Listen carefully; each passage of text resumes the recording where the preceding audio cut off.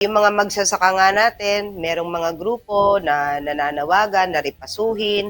Meron din tayong mga kababayang magsasaka dito sa Nueva Ecija, nagsimula sa bayan ng Gimba, na sila ay nagsagawa ng Yes. signature campaign para sa floor price ng sariwang aning palay, ano?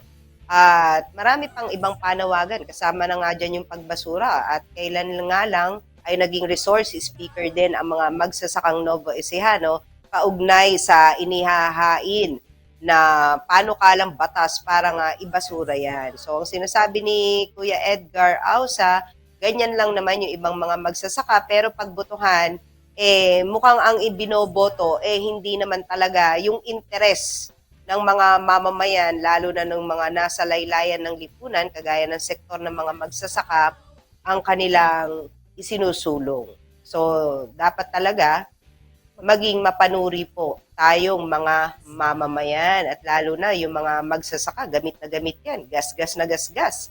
Yung sinasabing pagmamahal sa mga magsasaka. Pero kapag kagagawa na ng batas Wala. at nailuklok na yung ating mga ibinoto ng mga mambabatas, wala na po pakialam dun sa kapakanan ng ating mamamayan.